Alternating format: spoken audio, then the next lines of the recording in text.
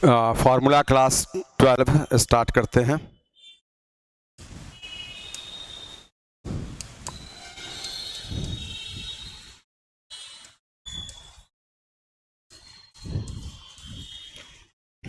देखिए, इसमें अभी हम लोग बेस्ड ऑन परसेंटेज देखते हैं। प्रॉफिट एंड लॉस का देखे थे हम लोग फार्मूला, तो बोले परसेंटेज के बारे में आपको आइडिया दिया जा रहा है। उसमें बहुत मिनिमम फार्मूला, बहुत ज़्यादा है भी नहीं। तो कैसे यूज़ करना है, क्या क्या पूछा जाता है, किस चीज़ पर आधारित होता है, उन सारे कंसेप्ट को हम लोग एक बार देख लेते हैं। देखिए, बोले सबसे बड़ी बात है कि जब आप यहाँ पर प्रतिशत बोलते हैं तो प्रतिशत का अर्थ ही हो जाता है कि किसी भी गणना को, कैलकुलेशन का हिंदी है, किसी भी गणना मीन्स कैलकुलेशन को जब 100 के आधार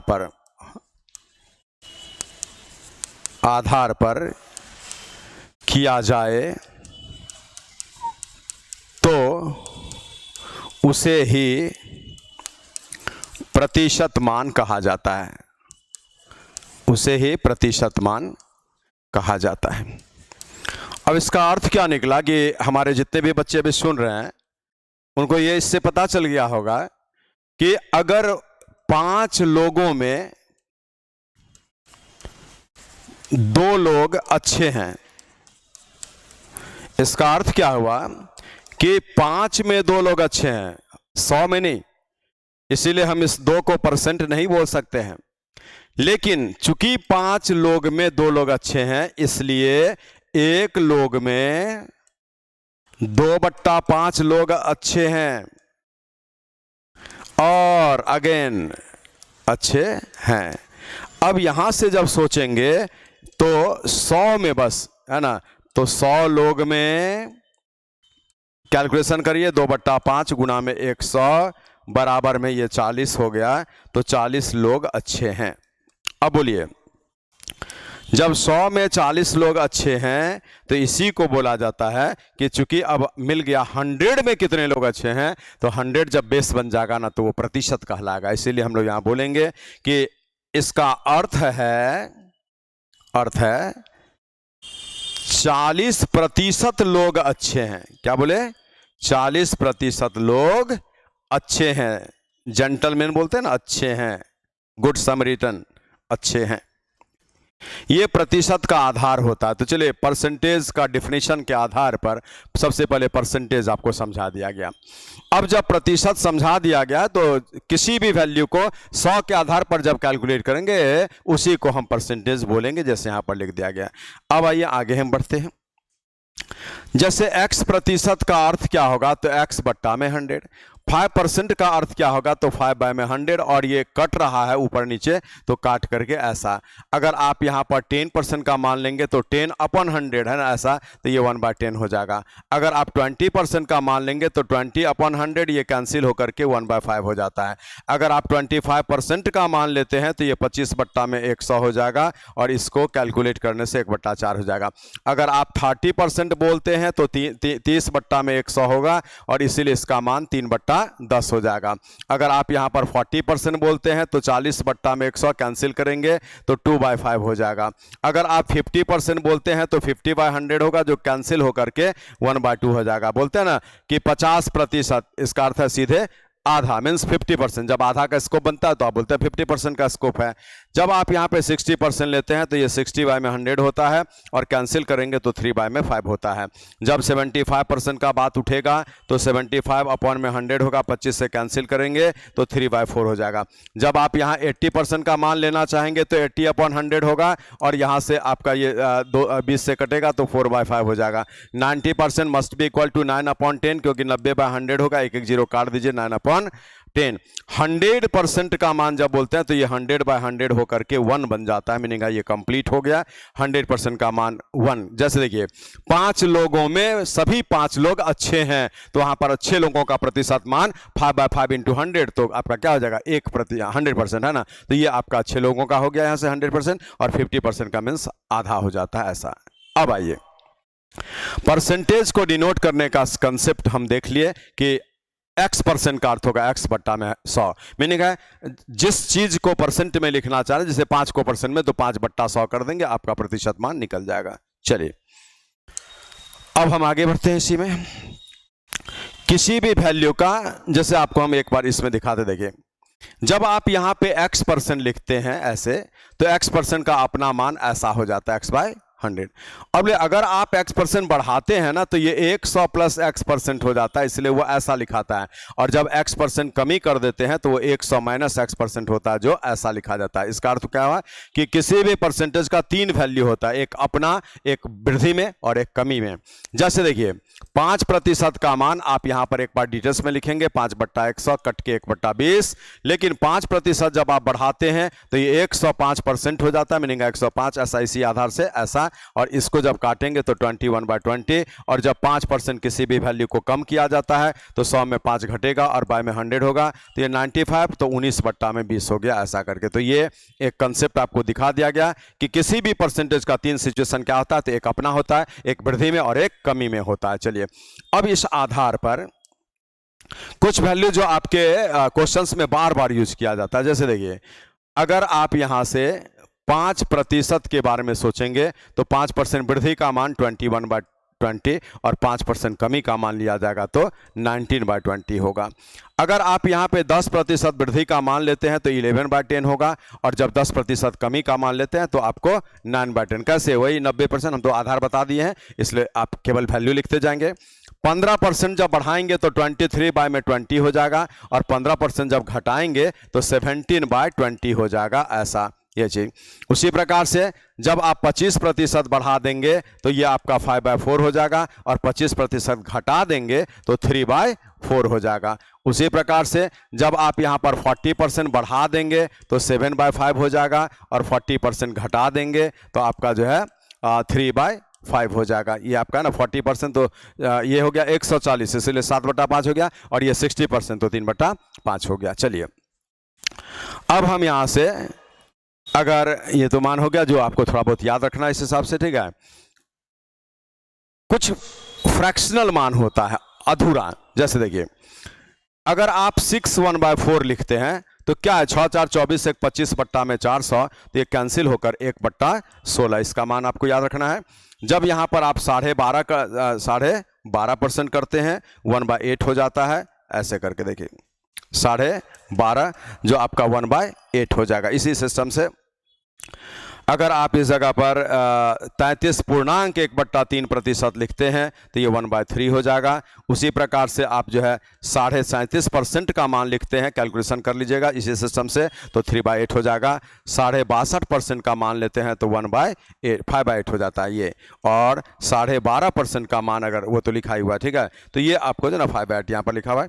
इस प्रकार से परसेंटेज में इतने वैल्यूज का मान आप याद रखें, और बाकी के लिए हम सारे का सिस्टम दिए हैं कि किस हिसाब से कब आपको चेंज करना है। चलिए अब आते हैं कि जैसे अगर मूल्य और खपत को गुणा कर दिया जाए तो ये खर्च डिपेंड करता है। जैसे देखिए अगर 10 रुपया पर केजी कोई सामान हो और आप 10 केजी खपत करते हैं तो यहां पर 100 रुपया लगता है।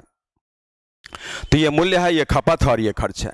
आज इस पर क्वेश्चन बराबर पूछा जाता है कि किसी वस्तु का मूल्य जो है वो x% बढ़ा दिया जाए और खपत भी y% बढ़ जाता है। ऐसा नॉर्मली होता नहीं है कि मूल्य बढ़ेगा तो खपत घटेगा, लेकिन क्वेश्चन में ये भी आता है कि समटाइम्स विपरीत परिस्थिति कि मूल्य बढ़ा फिर भी खपत बढ़ गया। जैसे कुछ होता है ना कि एपिडेमिक सिचुएशन है, उस जगह पर किसी वस्तु का दाम बढ़ जाए, मैंने कोई मेडिसिन का दाम बढ़ जाए तो भी खपत उसका और बढ़ ही जाता है। जैसे आप कोविड पीरियड में देखे होंगे कि किसी भी दवा का इंजेक्शन का दाम बढ़ा हुआ भी था तो लोग ब्लैक में भी खरीदता था, तो वही चीज़ होता है, और बिक्री उसका और बढ़ गया था, है ना। तो मूल्य खपत के प्रोडक्ट पर खर्च निर्भर करता है। तो यहां पर एक फॉर्मूला इस जगह पर यह आ जाएगा ऐसे कि अगर किसी वस्तु के मूल्य में x% की वृद्धि होने के बावजूद खपत में y% की वृद्धि हो जाए तो खर्च क्या बढ़ेगा, उसके लिए याद कर लीजिए x + y और प्लस में xy/100, ऐसा इतना % आपका ये बढ़ जाएगा। बोले ये फॉर्मूला वही रहेगा, लेकिन हम टर्म बदल देते हैं। एक रेक्टेंगल मीन्स आयत में लंबाई और चौड़ाई के प्रोडक्ट पर आपका ये निर्भर करता है क्षेत्रफल। तो इस कंडीशन में भी अगर आप देखेंगे कि लंबाई को आप यहाँ x% बढ़ा देंगे और चौड़ाई को भी y% बढ़ा देंगे, तो क्षेत्रफल जो बढ़ेगा वो x + y और प्लस xy और y में 100% ऐसा। ये चीज, ये पूरे इसका परसेंटेज का एनआईओ चैप्टर का बहुत बेसिक फॉर्मूला है, बैकबोन है, जो बार बार यूज होगा आपको। ठीक है, चलिए तीसरा, किसी वस्तु के मूल्य और खपत के प्रोडक्ट पर खर्च निर्भर करता है। हम मूल्य को x% बढ़ा दिए और खपत को y% घटा दिए, तब यहां पर जो परिवर्तन होगा उसमें क्या होगा, तो देखिए खर्च के लिए हम यहां लिख कर दिखाते हैं कि वो x प्लस में है और y माइनस में, तो ये x माइनस y, और ऐसा फॉर्मूला आपका बनेगा। और इसी में आपको यहां पर लिखा जा रहा है कि अगर पॉजिटिव साइन आएगा तो आपको वृद्धि बोलना पड़ेगा, खर्च बढ़ेगा, लेकिन नेगेटिव साइन अगर रिजल्ट में आएगा तो बोलना पड़ेगा कि खर्च में कमी हो जाएगी, ऐसा नोट करेंगे। अब ये अंक पे समझ सकते हैं, देखिए कि किसी वस्तु का, उसी का एग्जाम्पल हम दे रहे हैं, यहां एग्जाम्पल लिख दीजिएगा ऐसे, किसी वस्तु के मूल्य और खपत के प्रोडक्ट पर जब खर्च निर्भर करता है और मूल्य को हम 20% बढ़ा देते हैं, खपत को 10% कम कर देते हैं, तो खर्च पर क्या प्रभाव पड़ेगा। उसके लिए 20 तो बढ़ा है, पॉजिटिव 20, ये 10 घटा है, यहां पर आपका फिर ऐसा बन जाएगा। इसको जब हम सॉल्व करते हैं तो आज यहां पर पॉजिटिव 8% आ गया, और पॉजिटिव 8% का अर्थ होता है 8% की वृद्धि हो जाएगी, माने एरिया आपका 8% बढ़ेगा ऐसा। लेकिन बोले इसी में चौथा पॉइंट पर हम आते हैं और वहां पर बोलते हैं कि मूल्य खपत कोई भी चीज ले सकते हैं, लंबाई चौड़ाई का प्रोडक्ट ले सकते हैं। तो अब यहां पर देखिए खर्च, बोले यहाँ एक एग्जाम्पल, सॉरी चौथा पॉइंट नहीं, उसी का एग्जाम्पल है ये, है ना, दूसरा एग्जाम्पल। ठीक है, चौथा पॉइंट बाद में लाएंगे। बोले मूल्य बढ़ा 10% और खपत घट गया 20%, ऐसा, तो खर्च पे क्या प्रभाव पड़ेगा, तो 10 बढ़ा और 20 घटा है, इसीलिए यहां पर जब आप आगे बढ़ाएंगे उसी फॉर्मूला को, तो ये अब कैसा हो रहा है, -10 में 2 जोड़ेंगे -12%, और आपको बोलना पड़ेगा 12% कमी हो जाएगी खर्च में, ये चीज। अब हम आते हैं चौथा पॉइंट को लेकर। तो चौथा पॉइंट में क्या होता है, देखिए x% तथा y% के दो लगातार छूट का समतुल्य छूट, लगातार छूट को इंग्लिश में सक्सेसिव डिस्काउंट बोलते हैं, का एकल छूट या समतुल्य छूट ये बराबर। तो यहां पर क्या होता है, देखिए बराबर में नियमता क्या है ना, -x -y और प्लस में xy बट्टा में 100, ऐसा आपको लिख करके बना लेना। लेकिन हम लोग यहां पर क्या करते हैं, यहां समतुल्य छूट, ये ज्यादा इफेक्टिव होगा, ये भी सही है, लेकिन हम ऐसा नहीं करते। हम स्पीड बढ़ाने के लिए दोनों xy को जोड़ेंगे और एक ही बार यहां घटा देंगे, तो ये इतना % का आपको डिस्काउंट खुद पता चल जाएगा, इतना % छूट। इससे भी निकालेंगे तो इतना % आपका छूट। इसमें नेगेटिव साइन बताएगा कि डिस्काउंट मिला है, यहां पर नेगेटिव साइन नहीं आएगा पॉजिटिव, लेकिन जो आएगा वो डिस्काउंट ही होगा आपका, उसका परसेंटेज वैल्यू बता देगा। तो चलिए हम लोग 4 पॉइंट को यहां पर देख लिए। अब आते हैं 5वां पॉइंट। बोले 5वां पॉइंट में क्या होता है कि जैसे एक रेक्टेंगल में लंबाई चौड़ाई के प्रोडक्ट पर एरिया निर्भर करता है, क्षेत्रफल क्या है, एक रेक्टेंगल जो बोलते हैं आयत ऐसे, तो उसमें लंबाई चौड़ाई के प्रोडक्ट पर एरिया डिपेंड करता है, हिंदी में इसको आयत बोलते हैं।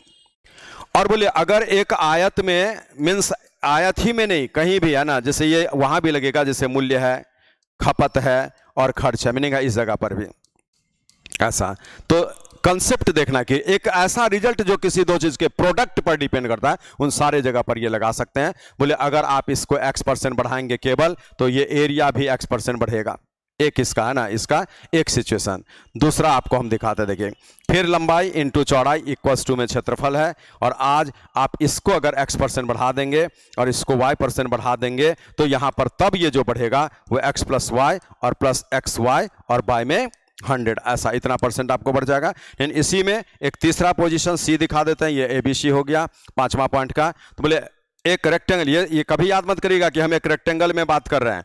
कोई भी एक ऐसा रिजल्ट जो किसी दो चीज के प्रोडक्ट पर डिपेंड करता है तो उन सारे जगह पर ये लगेगा, ये x% बढ़ेगा और ये y% घटेगा। तो एरिया बढ़ भी सकता है और घट भी सकता है। मीनिंग है आप ये फॉर्मूला का हेल्प लेंगे और इसी में आपको यहां लिखते हैं कि पॉजिटिव अगर आएगा रिजल्ट तो वृद्धि बोलिएगा, और अगर रिजल्ट नेगेटिव आएगा तो आप इसको कमी बोलेंगे, ये कमी हो जाएगा। ऐसा ये चीज आपको याद रखना है। तो इस तरीके से आप अभी 5 पॉइंट देख लिए और अब छठा पॉइंट पर हम आते हैं। और छठा पॉइंट क्या कहता है उसको देखिए। छठा में क्या होता है कि किसी शहर की जनसंख्या है ना, जैसे ये देखिए वर्तमान जनसंख्या दे देगा, जनसंख्या, और ये गिवन है, सपोज ये आपको जो है x है मान लीजिए, और आपसे बोलता है कि पहले 10% बढ़ेगा एक साल, और फिर 10% पर एनम से एक साल बढ़ा, और फिर आगे आपको 20% पर एनम से एक साल बढ़ा। ऐसा तो बोलेगा कि 2 वर्ष के बाद जनसंख्या कितना होगा। तो ये जो बेस होगा जनसंख्या, ये तो वर्तमान जनसंख्या है, इसमें 10% वृद्धि का मान 11/10 रखेंगे और 20% वृद्धि का मान 6/5 रखेंगे। ये आपका 2 वर्ष के बाद का जनसंख्या दे देगा। तो यही इसका बनाने का नियम हो जाएगा। इसी के लिए आप जब बेसिक में जाते हैं ना, ये वर्तमान जनसंख्या आपको x लिखा हुआ है, तो यहाँ बेसिक में जाने के लिए आप इसके लिए ये कंसेप्ट लिख करके बनाते हैं बेसिक में कि ये x तो रहेगा ही, और यहाँ पर 1 प्लस में 10 अपॉन में 100 ऐसा, और फिर यहाँ से 1 प्लस में 20 अपॉन में 100 ऐसा। और ये एक CI का फॉर्मूला होता है, उसी आधार से ये लिखा है। कैसे? तो P और 1 प्लस R अपॉन 100, और यहाँ पर आपका 1 ईयर, और फिर यहाँ से 1, और ऐसा करते हुए आपका अगला 1 साल ऐसा। तो इस फॉर्मूला का हेल्प हम लेते हैं। लेकिन बोलिए अगर इसी जगह पर ये एक मोमेंट आपको हम दिखा दिए हैं, छठा पॉइंट का एक मोमेंट, ठीक है, छठा पॉइंट का ही हम दूसरा मोमेंट आपको दिखाते हैं। देखिए अगर जनसंख्या x है वर्तमान में, वर्तमान, और यहां पर सीधे बोल देता है कि 20% बढ़ेगा पर एनम के रेट से लगातार 2 वर्ष, तो 2 वर्ष के बाद का जनसंख्या। तो हम इसी में क्या करते हैं, 20% वृद्धि का मान 6/5, और यहां पर 6/5 2 बार लगा दिए। ये जो कैलकुलेशन करके आएगा वो 2 वर्ष बाद की जनसंख्या आपको दे देगा, बाद की जनसंख्या, ऐसा ये आंसर कर दीजिएगा, है ना। इस हिसाब से आपको जो है बनाना है ऐसे सारे क्वेश्चन को। ये क्या है, एक मशीन का मूल्य दे देगा, वर्तमान में x है, और फिर बोलेगा कि प्रति वर्ष 20% बढ़ता है तो 2 वर्ष के बाद कितना मूल्य होगा उस मशीन का। ऐसे घटेगा तो भी इसी फॉर्मूला से निकालेंगे, केवल उसका गिरा हुआ वैल्यू आप ले लेंगे, ठीक है। चलिए 7वां पॉइंट में बोलता, देखिए इसके लिए क्या होगा, देखिए ऐसे बोलेगा, चीनी के मूल्य में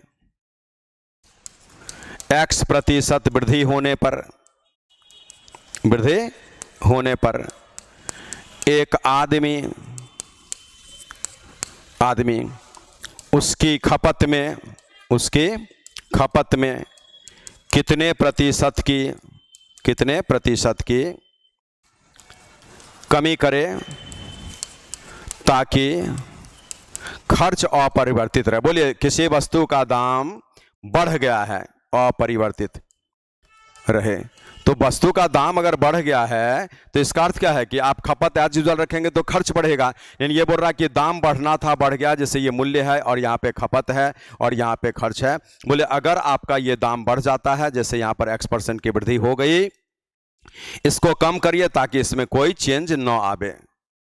तो इसी के लिए आपका जो है ना क्या हो जाएगा, कमी अपरिवर्तित तरह से। तो यहां पर आप क्या लिखते हैं उसको देखिए, x अपॉन में 100 प्लस x इंटू में 100%, ऐसा बस ये आंसर हो जाएगा। मीनिंग है अगर ये x% बढ़े तो इसको कितना परसेंट घटा दे ताकि इसमें कोई परिवर्तन ना हो, तो x बट्टा 100 प्लस x इंटू 100 इस जगह पर आप लगाएंगे। चलिए अब हम 7वां के बाद में आते हैं 8वां पॉइंट पर, ठीक है, और वो 8वां पॉइंट हम इसी से बना लेंगे, ठीक है, ये तो हटा दीजिए। अब देखिए 8वां पॉइंट में यहां पर क्या करते हैं,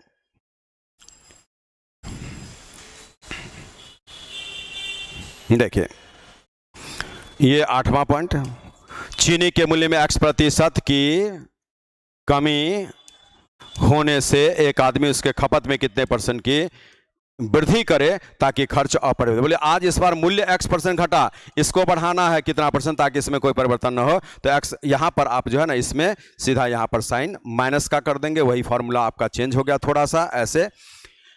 मूल्य में कमी x% का तो x बट्टा 100 माइनस एक्स इंटू 100, और मूल्य में वृद्धि x% का तो x बट्टा 100 प्लस एक्स इंटू 100। तो ये आपके ऐसे सारे प्रश्नों का आंसर इजीली दे देता है। ये 8 नंबर हो गया। चलिए हम आगे बढ़ते हैं 9 नंबर। इसी का एक एग्जाम्पल चेंज करा, फॉर्मूला वही है, भाषा बदल जाएगा। देखिए राम श्याम से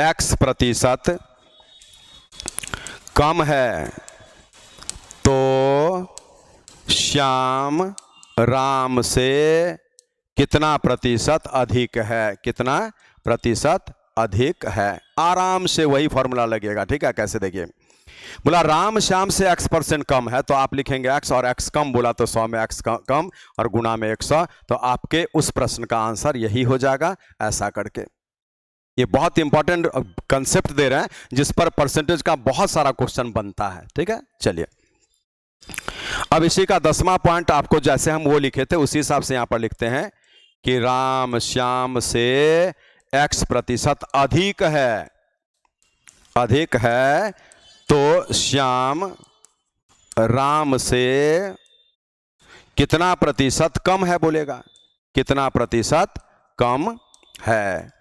तो चलिए आज इसको जब सॉल्व करेंगे तो x अपॉन में यहां पर आपका ये अधिक, तो आप भी अधिक करेंगे और इनटू में 100 कर लेंगे, तो ये इस सिचुएशन को डील कर देगा। अब हम आते हैं 11 नंबर को लेकर। 11 में क्या होता है, जैसे देखिए कि CP और SP बराबर रखने के बाद भी प्लस तौल में कमी कर दिया जाता है, तौल में कमी। तो इस कंडीशन से उसको लाभ मिल जाएगा। बोले एक दुकानदार अपने सामान को क्रय मूल्य पर बेचने का दावा करता है या बेचता है और साथ में तौल में कमी कर देता है, तो उसका लाभ प्रतिशत क्या है। तो लाभ प्रतिशत का फॉर्मूला बहुत सिंपल है, जितने का कमी करेगा वो ऊपर लिखिएगा, जितना तौलेगा और नीचे और गुना में 100। ये इस सिचुएशन को आराम से डील कर देगा, ठीक है। अब देखिए 12 नंबर में दिखाते हैं कि एक दुकानदार सामान को x% लाभ पर बेचता है तथा तौल में कमी से y% का लाभ प्राप्त करता है, तो वास्तविक लाभ प्रतिशत क्या है, वास्तविक लाभ प्रतिशत क्या है। ऐसा मोमेंट जब मिलेगा तो हम लोग क्या करते हैं, देखिए एक तो है कि सामान बेचते वक्त x% का ये ले लिया फायदा और तौल में कमी से y% का फायदा, तो x + y और प्लस में x × y/100, वही फॉर्मूला जो पुराना हम यूज किए थे वो यहां पर आपको लग जाएगा। तो इस सिचुएशन के लिए ये फॉर्मूला लगा दीजिएगा। तौल में कमी का प्रश्न इसी 2 प्रकार से एक्चुअली पूछा देता है और इसी फॉर्मूला का रिवर्स सिचुएशन करके वो दे देता है, वो एक अलग मुद्दा है।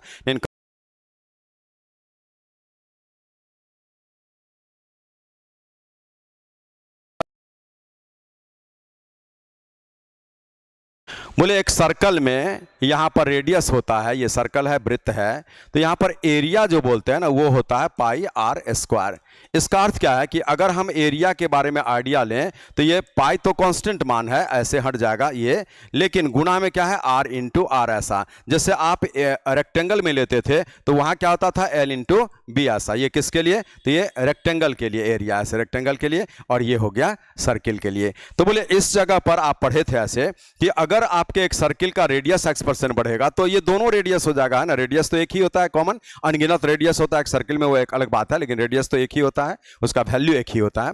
इसीलिए किसी सर्किल के एरिया रेडियस को आप x% बढ़ाइए तो उसके एरिया में कितने % का वृद्धि होगा। तो यहां पर भी आप जो निकालेंगे कि एरिया कितना % बढ़ेगा, तो उसके लिए कंसेप्ट यही है कि आप जो है यहां पर x प्लस में x और प्लस में x × x/100 लगा देंगे, जो वही x + y का फॉर्मूला था। तो ये सेम वैल्यू है तो हम सेम लिख करके दिखा रहे हैं, ऐसे xy होता है तो वो xy दिखाते हैं, इतना % आपका बढ़ जाएगा, ये चीज हो गया ऐसा। इसीलिए इस तरीके से हम इजीली इसको डील कर सकते हैं। लेकिन देखिए एक सर्किल का एरिया πr² पर डिपेंड करता है, एक सर्किल का एरिया ऐसा है, और क्वेश्चन बोलेगा कि रेडियस जो है इसको 20% अप कर दिया गया, रेडियस में 20% वृद्धि, तो एरिया कितना परसेंट बढ़ेगा, तो बोले यहां पर एरिया क्या बढ़ेगा, तो 20 प्लस में 20 और प्लस में 20 और गुणा में 20 और बट्टा में 100, तो ये 40 4 44% आपका बढ़ जाएगा। ये इसका आंसर हो गया। तो बहुत इजीली आप इस तरीके से परसेंटेज के सारे फॉर्मूला को अभी देखें और चैप्टर जब पढ़ेंगे तो बहुत आसान लगेगा, इजी लगेगा। मॉडरेट लेवल का क्वेश्चन और अपर लेवल का क्वेश्चन और चीप लेवल का क्वेश्चन इस चैप्टर से किसी भी एग्जाम में टच किया जाता है। मीनिंग है आपको पूरा पकड़ बनाने के लिए जो ईजी क्वेश्चन है that must be read by you all students, और उसके आगे मॉडरेट लेवल होता है, बीच बीच का लेवल, वो भी पढ़ेंगे, और उसके आगे में जो है अपर लेवल आएगा तो उसको भी पढ़ेंगे। बस यही है। फिर मिलेंगे अगले क्लास में फार्मूला का नेक्स्ट क्लास लेकर के, परहैप्स फार्मूला क्लास 13 होगा इसके बाद में, तो हम वो लेकर के आएंगे। ठीक है, थैंक यू।